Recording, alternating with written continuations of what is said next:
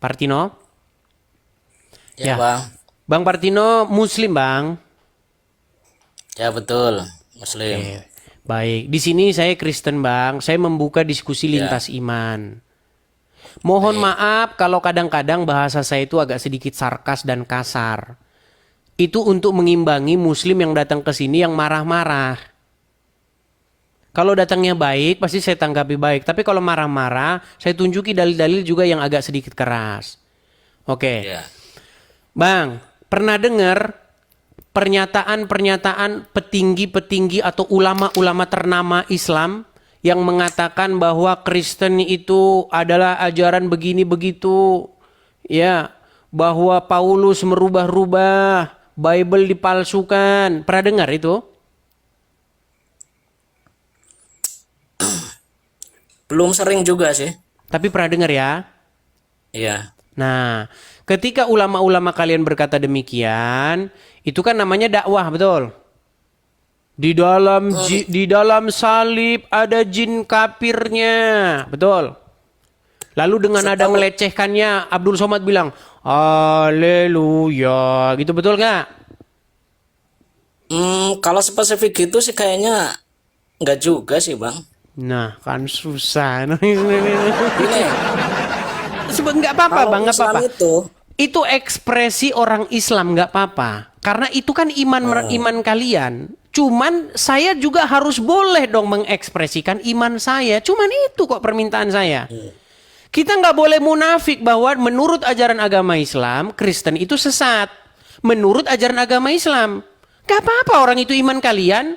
Tapi saya ya. juga boleh mengekspresikan iman saya. Menurut iman saya, Muhammad itu bukan nabi, tapi nabi-nabian. Nah, yang tidak boleh itu, Bang, ketika orang Islam mengekspresikan ekspresinya, mengekspresikan agamanya dibilang dakwah. Tapi orang Kristen melakukan hal yang sama dibilang penistaan agama, itu yang nggak boleh. Tapi kalau Bang Edis bicara Islam ada dasarnya nggak dari Kristen? Baik, baik. Di dalam ajaran agama Kristen dikatakan bahwa tidak mungkin tidak ada penyesatan. Bahwa penyesatan itu harus ada. Makanya sebagai seorang Kristen saya harus melakukan hal yang defensif supaya penyesatan itu tidak masuk dan menimpa saudara-saudara saya sehingga mereka ikut disesatkan. Penyesatan di bidang apa maksudnya? Contoh misalnya Perlakuan atau keimanan? contoh misalnya ketika Zakir Naik datang ke Indonesia tahun 2017 di hadapan 40.000 orang di Stadion Bekasi, di Stadion Patriot Bekasi dengan pengawalan Kepolisian Negara Republik Indonesia. Dia berorasi, demikian orasinya. Dia bilang begini, bahwasanya tidak pernah Yesus mengklaim keilahian. Kalau ada Yesus mengklaim keilahian, saya masuk Kristen. Langsung umat Muslim teriak, Allahu Akbar. Sudah mau nonton videonya atau percaya aja sama saya? Ya, gambarannya udah ketangkap sama saya. Mau nonton videonya? Ya. Hanya 1 menit videonya, mau nonton?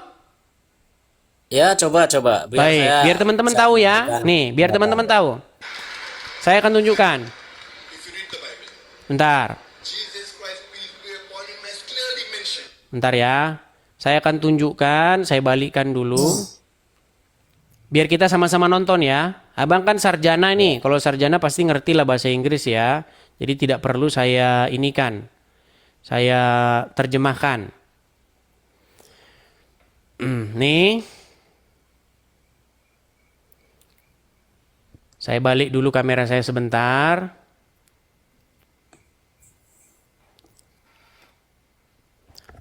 Headset saya harus saya ginikan biar suaranya kedengaran.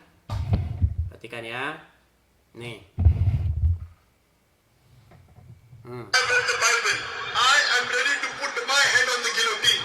If any Christian points out a single unequivocal statement, a single unambiguous statement from anywhere in the Bible,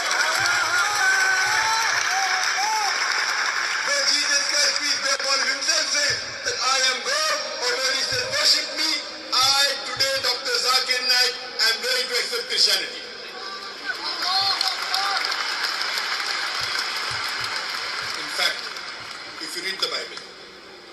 Jesus Christ, peace be upon him, has clearly mentioned, and in several places.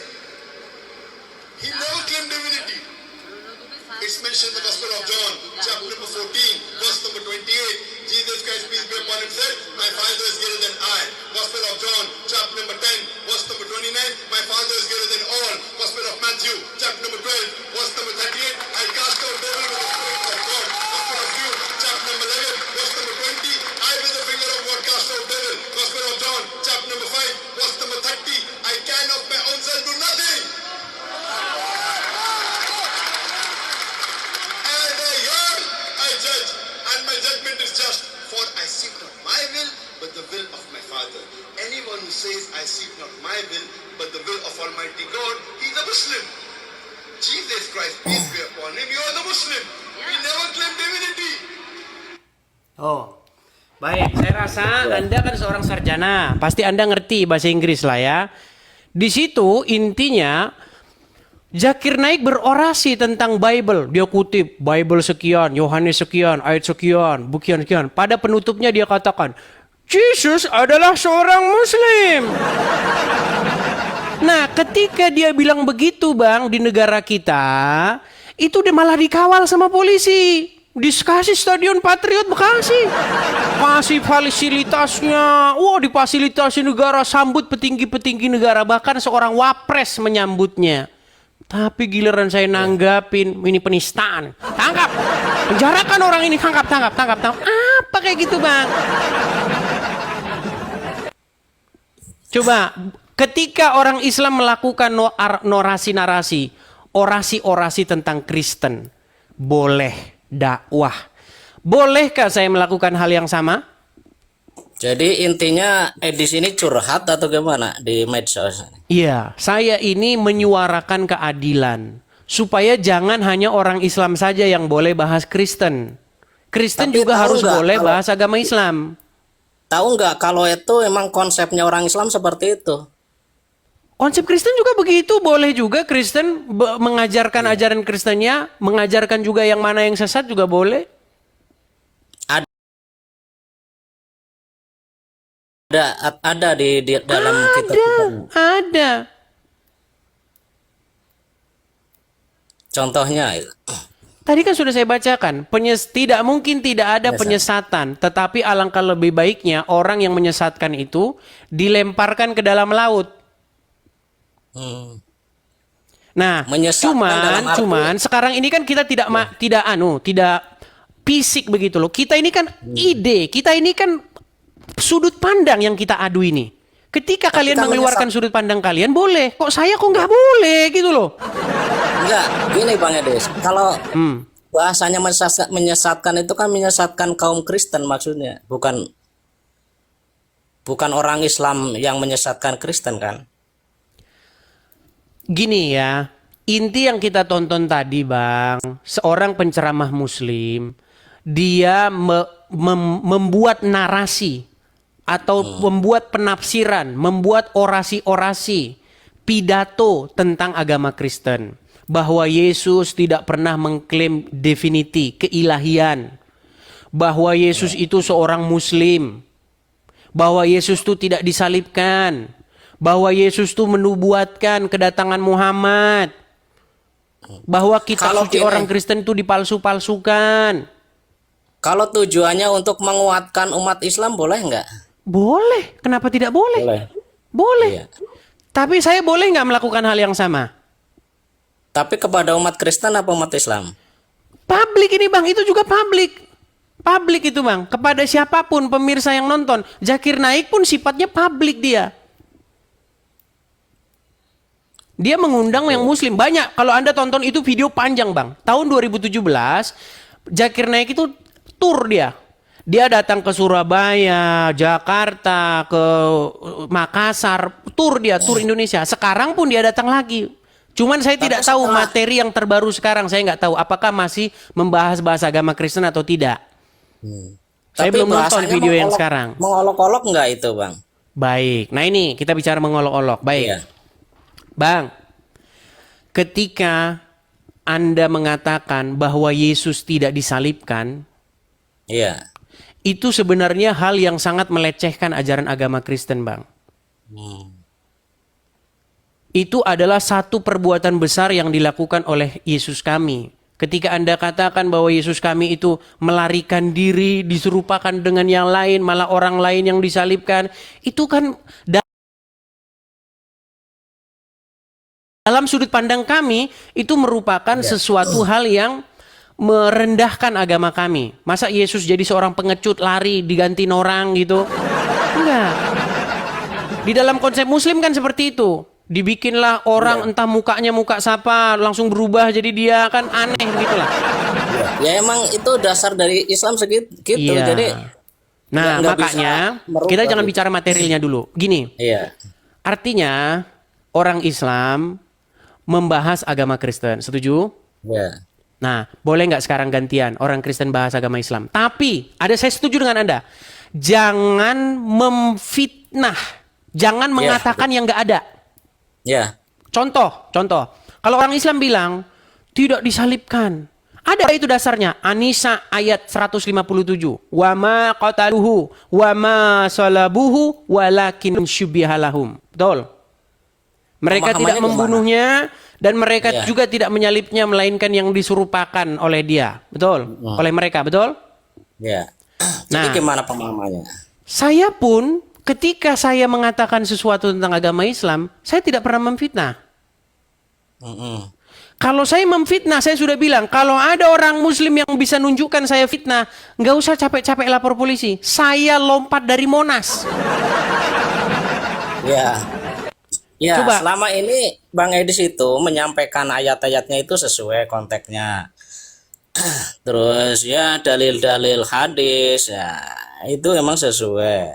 Cuma mungkin narasinya aja Bang yang perlu Iya, kalau narasi saya memang sedikit saya buat sarkas. Itu namanya satu bagian entertainment. Ya. Zakir Naik juga melakukan hal-hal yang sarkas. Sama, itu juga bagian dari entertainment. Gitu loh. Ya, ya emang sekarang seperti itu modelnya Bang. Kenapa sekarang naik ini rating perdebatan? Tapi yang dikhawatirkan ini implementasi kepada masyarakat ini Bang. Gimana menurut Saya Bang Edu? setuju. Begini, tadi kan yang nonton 40.000 orang. Itu live, itu nontonnya langsung itu, onsite ya. Langsung di situ nonton. Ini online yang nonton ini, 27.000 orang. Artinya sama-sama ditonton. Nah, ketika Zakir Naik ditonton 40.000 orang, adakah perkataan, bagaimana nanti kalau menimbulkan gesekan, bagaimana nanti kalau menimbulkan disintegrasi? Nggak ada. Nggak ada kan? Tapi tiba-tiba kalau saya ngomong, kenapa ada pernyataan seperti itu? Ini yang saya juga heran. Kalau orang Islam bahas Kristen, nggak ada kata-kata, nanti terjadi perpecahan bang, nanti terjadi ini. Bahkan mereka pajang itu di jalan raya. Apanya? Apakah Bible dipalsukan? Ada bannernya itu. Nggak ada menimbulkan disintegrasi, nggak ada polisi di situ nurunin bannernya, nggak ada di situ ulama datang nurunin bannernya, nggak ada. Tapi kenapa ketika orang Kristen melakukan hal yang sama, langsung dibilang, bagaimana nanti bang implementasinya dengan masyarakat awam? Berarti Anda sedang menunjukkan bahwa masyarakat Islam gampang marah.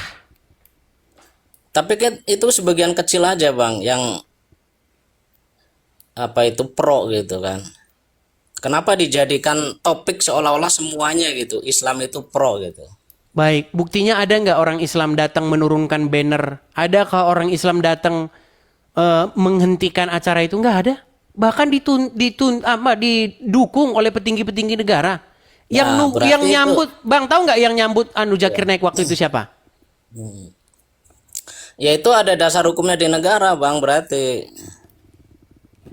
Bang, menurut Kitab Undang-Undang Hukum Pidana, ya, yang berlaku pada waktu itu, dan juga menurut pasal 156A KUHP, Barang siapa, intinya itu bunyinya benar. Barang siapa melakukan penafsiran terhadap suatu agama yang diakui di Indonesia, di mana penafsirannya tersebut bertentangan dengan pengertian umum yang dimaksud dalam satu itu disebut menistakan agama. Saya kasih contoh.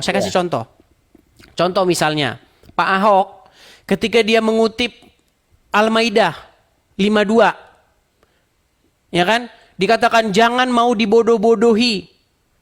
Pakai Al-Maidah begitu kan? Tahu nggak apa yang terjadi? Ngamuk orang Islam. Itu dia baru cuman ngomong jangan mau dibodohi doang, udah kayak begitu. Apalagi menafsirkan sesuatu.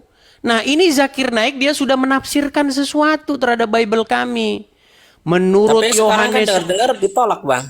bagaimana? Dengar-dengar ditolak itu yang mau ke Jawa itu. Gimana? Iya, tetapi kan yang nolak Bang malah justru yang nolak itu oknum orang Islam. Jadi kalau Anda katakan yang mendukung orang Islam itu cuma dikit, justru yang menolak itu malah lah oknum. Mana Anda ini? Jadi begini Bang, jadi ya kita ini aja lah. Kalau masalah pemahaman akidah itu kan kita masing-masing.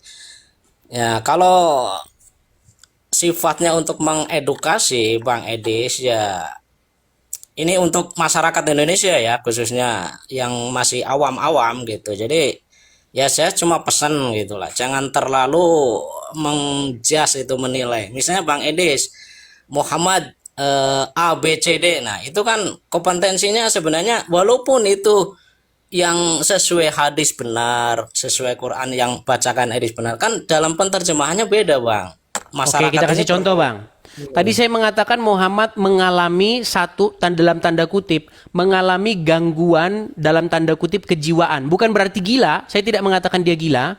Muhammad mengalami salah satu emotional disorder atau Ya. depresi mental. Bener nggak Nah, statement itu saya itu? secara logika itu manusiawi nggak? Iya, manusiawi, bener nggak itu? Manusiawi, iya. Tapi yang saya katakan bener nggak? Ya kalau ada dalilnya mungkin benar, saya belum memahami Oke, juga. pernah nggak Muhammad mencoba ingin bunuh diri, menjatuhkan dirinya dari tebing? Nah, itu saya juga belum memahami itu. Belum tahu. Oke, sebelum kita masuk ke situ, saya mau tanya, orang yang mencoba untuk mengakhiri hidupnya dalam dunia ilmu psikologis, ya, dalam dunia ilmu-ilmu yang demikian saya juga nggak ngerti, itu mengalami salah satu penyakit mental, betul nggak? Boleh jadi. Boleh, jangan boleh jadi Bang. Gimana ini Anda ini? Anda sarjana sosial loh. Coba. Itu gimana? Maksudnya gimana maksudnya? Samaan sama orang yang depresi gitu. Rasulullah itu gimana?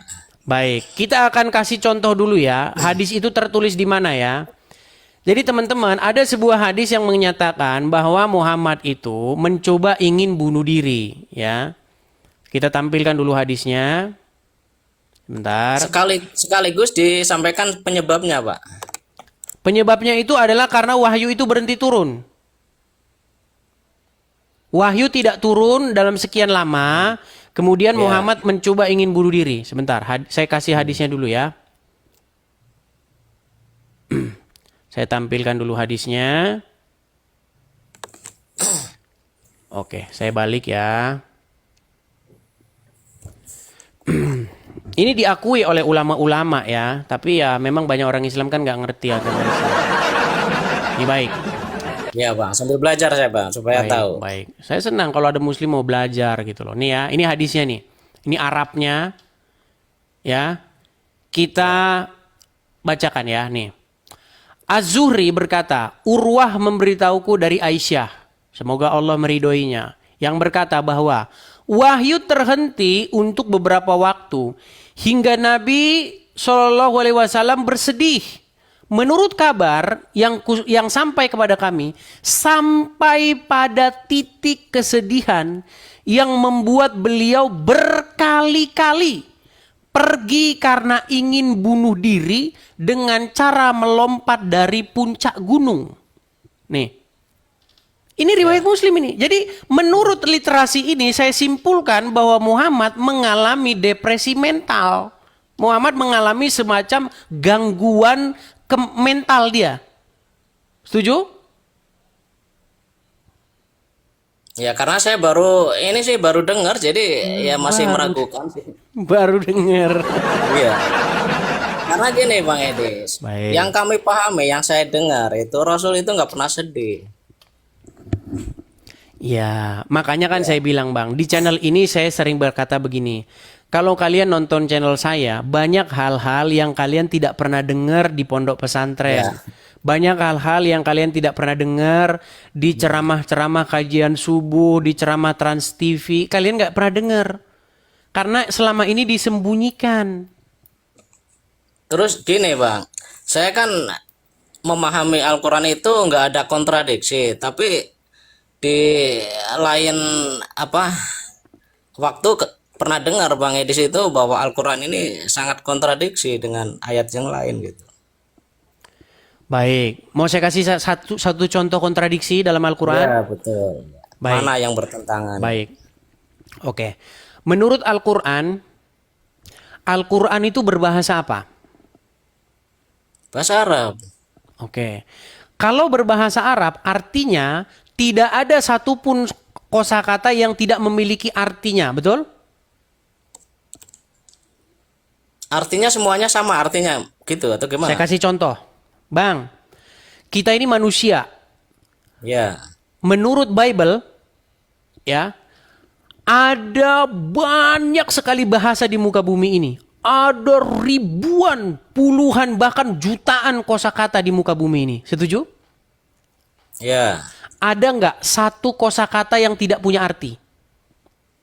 Kosakata punya arti, Pak. Baik. Artinya semua kosakata ada artinya. Ada. Coba, kalau saya ngomong begini. Bang, tungkriung abrokotor bang. Itu bahasa apa? Nah, nggak tahu kan? Karena tidak ada artinya. Tidak ada satu kosakata yang dia tidak punya makna. Ya kan tergantung bahasanya itu. Bahasa apapun, Bang. Maknanya itu bahasa kacau. Iya, bahasa kacau. Jadi, selama kita jadi orang Indonesia, tidak ada orang Indonesia yang ngerti tungkriung itu apa. Anda tahu tungkriung itu apa? Nggak tahu kan? Ya, Bang Sama, Edis, saya juga Bang nggak Edis tahu. yang tahu. Bang Saya Edis juga yang nggak tahu. mungkin. Baik. Nggak tahu. Al-Quran Itu mengklaim, kosakata asal berarti. ya itu bahasa asal, nggak ada artinya. Ya. Iya. Baik. Kalau Quran asal enggak? Kalau Nah, Quran saya asal. akan tunjukkan. Saya akan menunjukkan satu statement Al-Quran yang bertentangan dengan statement Quran lainnya. Menurut Al-Quran, Al-Quran itu berbahasa Arab. Dan fungsinya, maksudnya Al-Quran itu diturunkan dalam bahasa Arab adalah supaya kamu memahaminya. Mau saya tunjuk ayatnya atau percaya saja? Ya, karena waktu itu yang menerima wahyu kan orang Arab. Kalau yang menerima wahyu orang Indonesia mungkin bahasa Indonesia. Baik. Tujuan Al-Quran dibuat dalam bahasa Arab supaya orang paham. Betul? Ya waktu pertama turunnya kan di sana. Baik, saya bukakan saja ayat Qurannya ya. Iya. Saya tunjukkan Qurannya. Surat Yusuf.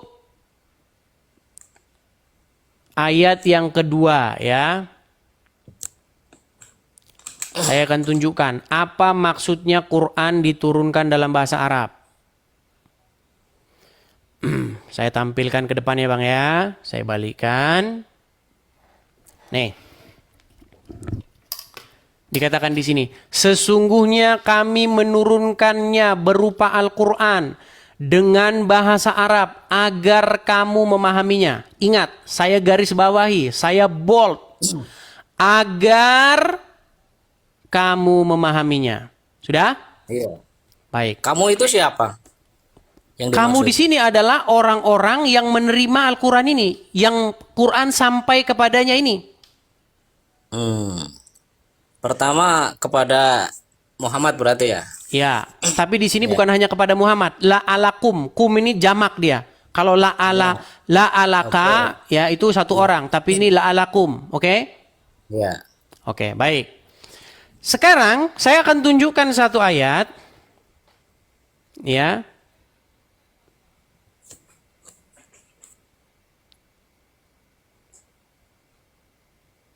Saya akan tunjukkan. Nih Bang ya. Oke, Anda tahu ini apa? Kaligrafi, Bang. Ya, ini ayat Quran nggak ini? Oh ya, kalau tulisannya AL itu ya. Dan mim. Alif lam. Mim, ya. Oke, alif lam mim. Bang, ini ayat Quran bukan alif lam mim ini? Alif lam mim. Ya, itu biasanya di awal-awal surat gitu. Ya, alif lam mim. Coba saya tanya, tujuan Al-Quran diturunkan supaya kamu memahami, betul? Ya. Oke. Coba, ada nggak orang Islam yang paham ini? Ya, itu perlu konteksnya belajar dulu sih. Kalau saya nggak memahami. Nggak memahami. Berarti klaim Al-Quran itu menjadi dusta nggak? Karena nggak ada satupun orang Islam yang paham ini, Bang. Lo tahu Bang Edis?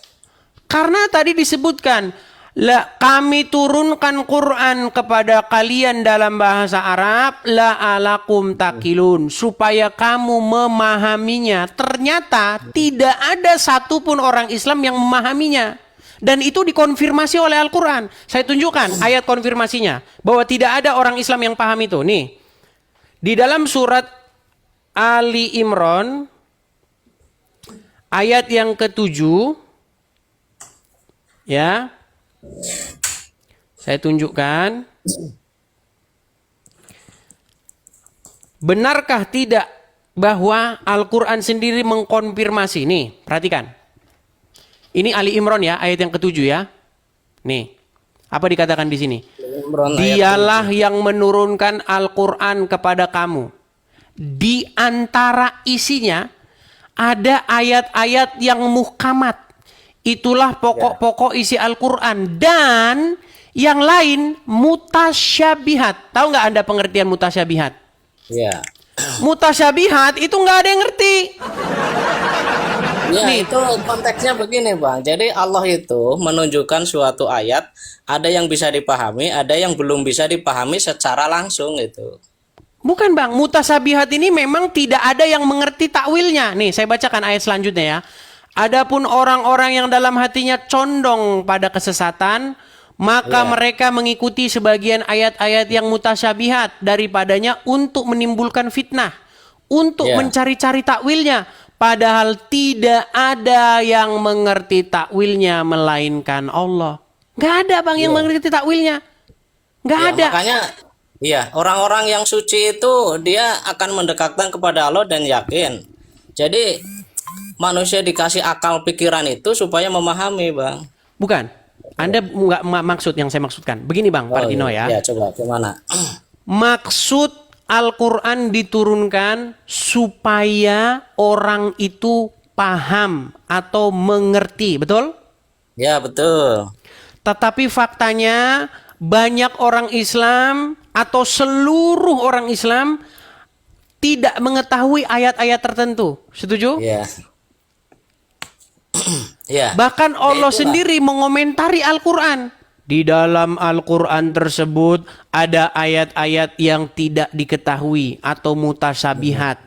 Yang tidak seorang pun mengetahui maknanya. Terus buat apa Bang itu diturunkan? Bukankah itu bertentangan dengan statement yang satunya?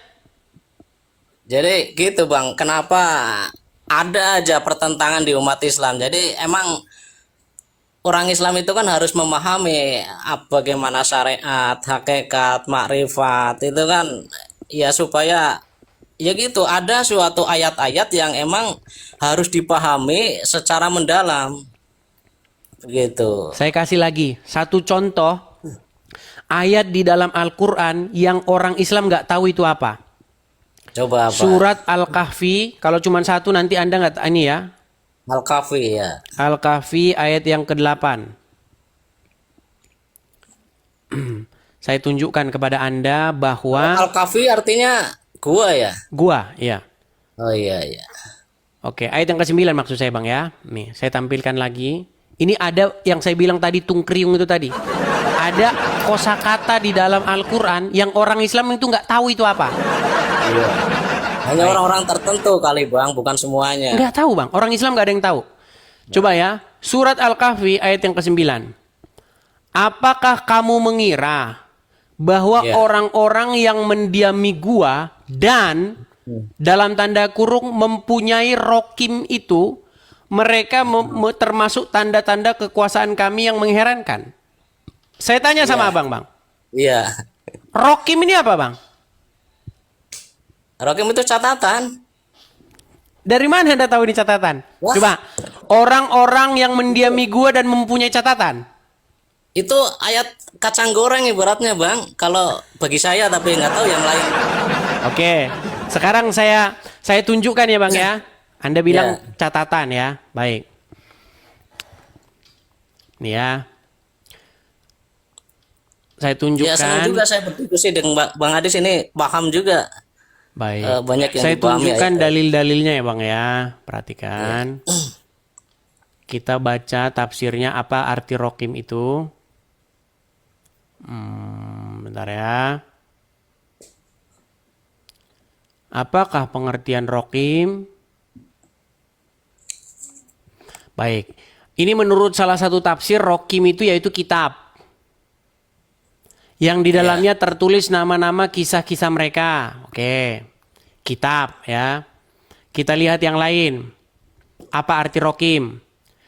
Ad-Dahak berkata, Kahfi adalah gua yang ada di lembah dan rokim adalah nama lembah itu. Coba, satu bilang nama kitab, satu bilang nama lembah. Mujahid berkata, Ar-Rokim adalah nama kitab yang diletakkan di dalam bangunan. Sebagian ulama berkata bahwa Rokim adalah lembah yang padanya terdapat gua. Ali bin Tolhah meriwayatkan dari Ibnu Abbas bahwa Rokim adalah sebuah catatan. Said Jubair berkata Ar-Rokim adalah sebuah prasasti yang tertulis dalam sini dan seterusnya. Ini banyak Bang, ada yang bilang nama anjing, ada yang bilang nama kitab, ada yang bilang nama desa, ada yang bilang nama desa, nama lembah. Nih Ar-Rokim merujuk kepada wazan fa'il yang maknanya adalah tertulis. Nih, terus dikatakan sebagaimana dikatakan terhadap orang-orang yang terbunuh qatil dan orang-orang yang terluka disebut jarih. Hanya Allah lah yang mengetahui. Wallahu a'lam bishawab. Nggak dipersulit sih Bang. Bukan, gini, yang saya maksud begini Bang. Gini, saya balikan dulu ya, gini. Saya tampilkan dulu wajah saya. Bang, kita udah lama ngobrol dalam bahasa Indonesia. Kalau kita ketemu satu kosakata, contoh, kita baca nih ya. Budi pergi ke pasar membeli kue. Ada nggak kita yang berdebat? Menurut Parminto, kue adalah jenis begini. Menurut ini, kue adalah ini. Jadi, kita semua tahu apa itu kue. Ketika kita menemukan sebuah kosakata, tidak ada orang Indonesia yang menurut pendapat si Anu, ini kata ini artinya ini, menurut si Fulan kata ini artinya ini. Pertanyaan saya begini, kenapa kalau bahasa itu memang betul-betul bahasa Arab, kosakata Arab, kenapa kok menurut si Udin artinya ini? Menurut si Fulan artinya nama anjing. Menurut itu menjadi satu indikasi bahwa kosakata itu sebenarnya tidak dimengerti apa artinya. Berarti nggak tahu tujuannya Bang. Sebenarnya itu kan dikonfirmasi oleh ayat Quran yang lain yang saya tunjukkan tadi. Di dalam surat Ali Imran ayat yang ke-7. Di dalam Al-Quran tersebut ada ayat-ayat yang mutasyabihat, yang tidak seorang pun mengerti maknanya. Jadi kalau orang yang punya pemahaman kitab yang benar gini Bang, ibaratnya kan cahaya. Orang yang ada cahaya, dia mau bahasa apa aja, dia akan ngerti arahnya. Oh ini, arahnya ke sini gitu Bang. Mudahnya begitu. Tapi kalau dia berjalan dalam kegelapan, emang dia masih meraba-raba. Dikasih pemahaman seperti apapun, dia nanti pemahamannya akan beda-beda juga, akan lain-lain. Itu ke sana arahnya. Oke. Ngerti nggak? Gini saja. Kalau begitu, Anda akui nggak ada kosakata dalam Al-Quran yang tidak dimengerti oleh satupun orang Islam?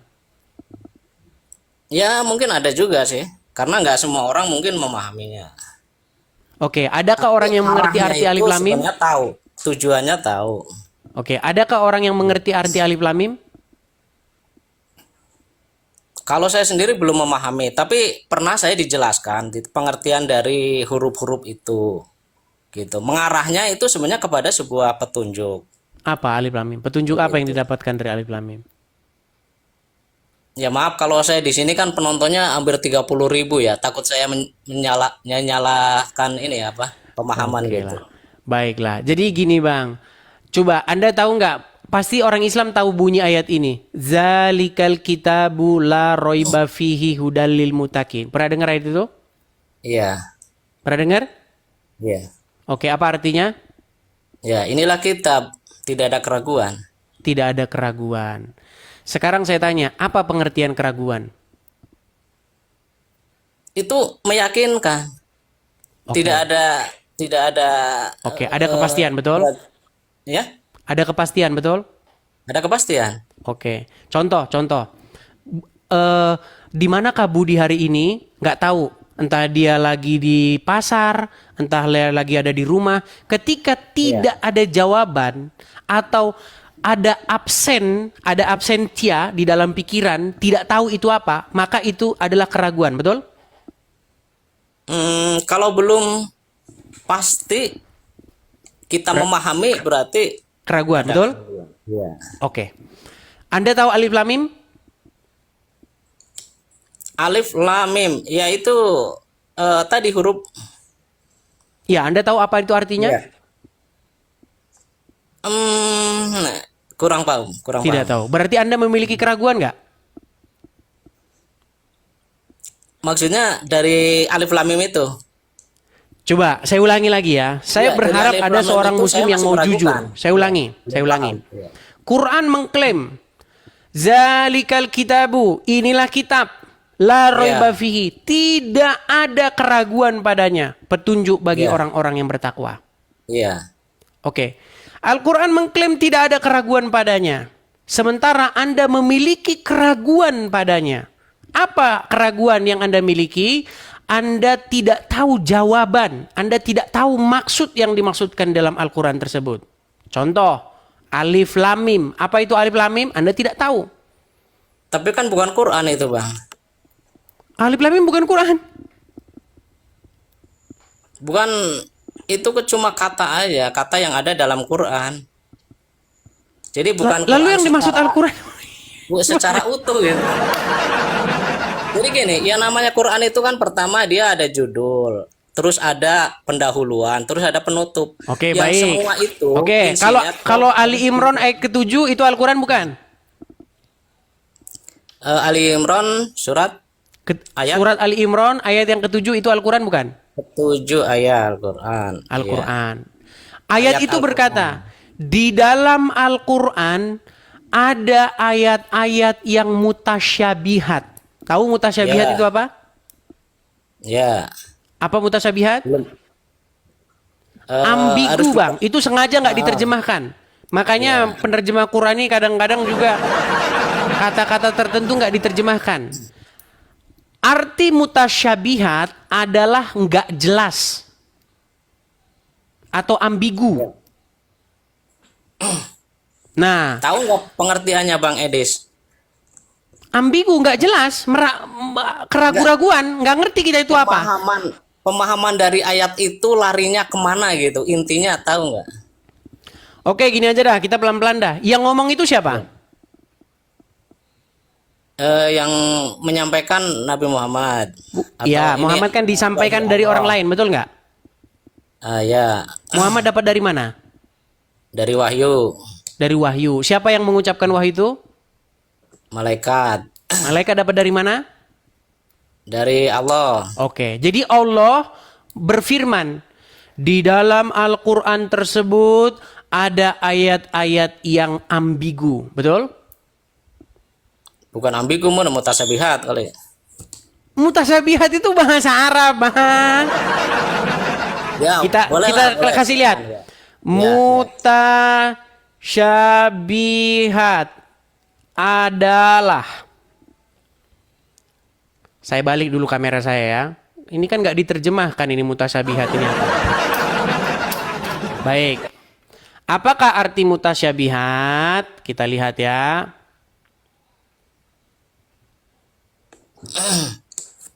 Bentar.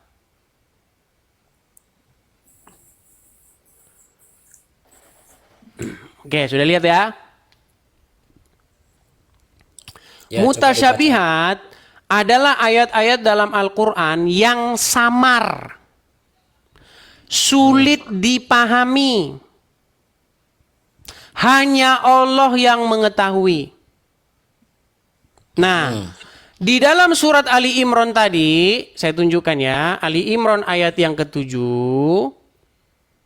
Nih.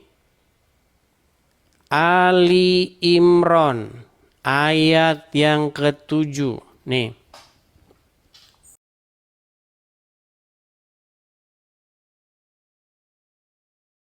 Ada ayat-ayat yang muhkamat. Itulah pokok-pokok isi Al-Quran.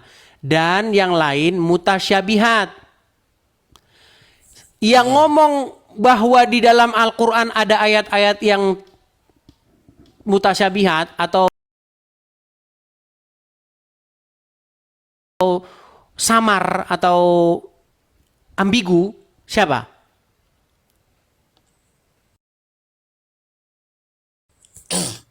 Quran itu sendiri Iya, siapa yang ngomong? dari Allah. Nah, berarti Allah ngomentarin Al-Quran sendiri, betul nggak? Ya. Iya, Allah ngomentarin Al-Quran. Di dalam Al-Quran tersebut ada ayat-ayat yang ambigu. Sementara Allah yang sama berkata di dalam surat Yusuf ayat yang kedua. Nih, saya tunjukkan. Yusuf ayat yang kedua. Perhatikan. Nih, di sini dikatakan apa? Nih. Sesungguhnya kami menurunkan kepada kamu berupa Al-Quran dalam bahasa Arab agar kamu memahaminya. Tapi Allah besok ngomong lagi, di dalam itu ada ayat-ayat yang kamu tidak bisa memahaminya. Bagaimana mungkin Allah menurunkan ayat biar bisa dipahami, tetapi di detik yang sama Allah bilang di dalam itu ada ayat-ayat yang nggak bisa dipahami. Oh, jadi Itu sama saja yang begini, Bang, dimaksud sama saja begini. kontradiksi ya. Itu sama-sama saja begini loh, begini. Oh ya. Ya. Kamu, saya kasih tulisan dalam bahasa, contoh saya ngomong sama, misalnya Anda orang Jawa misalnya, nggak ngerti bahasa Indonesia misalnya. Kamu saya kasih tulis dalam bahasa Jawa, supaya kamu bisa memahami. Tapi saya bilang, tapi di dalam ayat tersebut ada ayat-ayat yang nggak bisa kamu pahami. Jadi gini Bang, ayat Allah itu kan ada yang tersirat, ada yang tersurat. Nah itu yang perlu dipahami. Kalau yang tersurat mungkin bisa dibaca, tapi yang tersirat itu emang harus dipahami dengan pola pikir. Al-Quran yang tersurat nggak? Memahami. Gimana? Yang dalam Al-Quran itu tersurat nggak? Ada tersurat ya. Oke, Alif Lam Mim tersurat? Tersurat. Oke, tidak bisa dipahami? Kalau untuk saya belum. Coba Mungkin siapa kalau orang yang Islam ahli- yang paham Alif Lam Mim? Yang ahli bahasa mungkin ada kali. Nggak ada bang Saya orang belum Islam yang paham Alif Lam Mim. Nggak ada.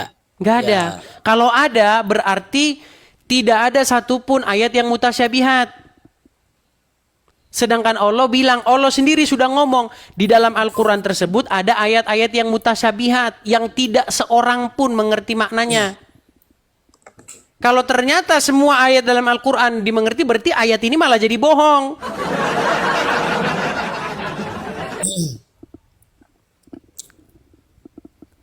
Ya itu Oke lah bang, sebenarnya mungkin Bang Edis mungkin juga masih jangan ragu, dipaksakan jadi- lah ya, karena Iya, Anda Bang Edis juga masih ragu, jadi jangan terlalu diekspos lah kayak gitu. ya.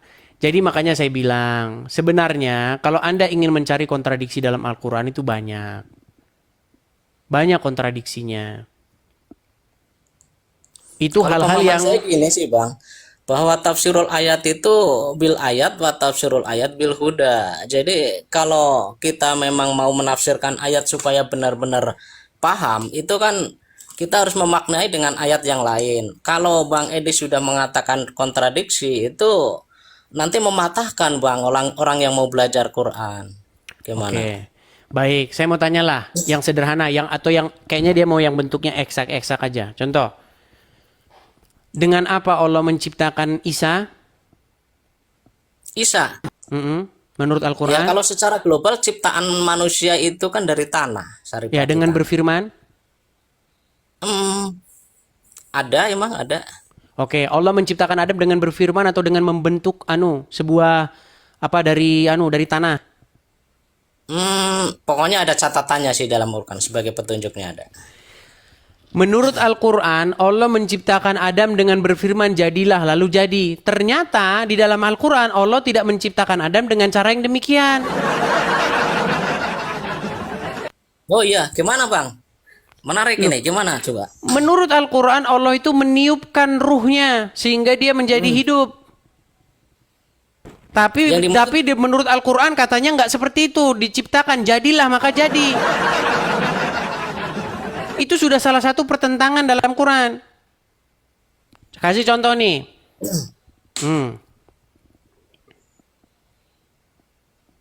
Kenapa Bentar bisa ya. begitu? Itu menunjuk satu objek yang sama atau beda? Sebentar.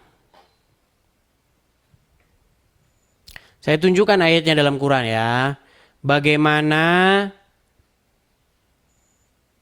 proses penciptaan Adam menurut Al-Quran.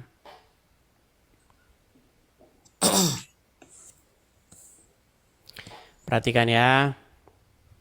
Saya balikan. Itu ada di dalam Quran surat. Nih. Duh, sorry agak buram nih. Kelihatan ya Bang ya. Ya, coba bacain aja. Surat As-Sod ayat yang ke-72. Maka apabila telah kusempurnakan kejadiannya dan kutiupkan kepadanya rohku, maka hendaklah kamu tersungkur dengan sujud kepadanya. Ini penciptaan Adam, Bang. Ya. Jadi setelah Adam itu dibentuk, kemudian ditiupkan ruhnya Allah itu, lalu Iya. disuruh sujud semua kepada Adam itu. Ya kan? Jadi ini ajaran penyembahan manusia nih dalam Quran. Kalau Bang Edis tahu nggak ruh itu apa? Kita jangan bahas yang ruh dulu, Bang. Kita bukan Oh, itu iya, pokok iya. bahasan Iya. kita. Yang Iya, kita boleh. bahas di sini nih, ya. Ini dikuatkan lagi oleh hadis nih. Setelah Allah meniupkan ruh ke dalam jasad Adam, hingga ketika ruh itu sampai di kepalanya, Adam pun bersin dan mengucapkan alhamdulillahirabbil alamin. Nah, itu jadi contoh yang baik itu, alhamdulillah. Nah, artinya penciptaan Adam bukan dengan cara jadilah maka jadi, betul? Ya, boleh. Tapi menurut ayat Quran yang lain, saya tunjukkan. Semisal penciptaan Adam nih.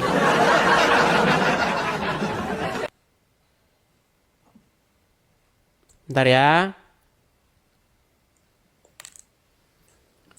Saya tunjukkan ayatnya. Itu ada di dalam Quran surat Ali Imran ayat yang ke 59.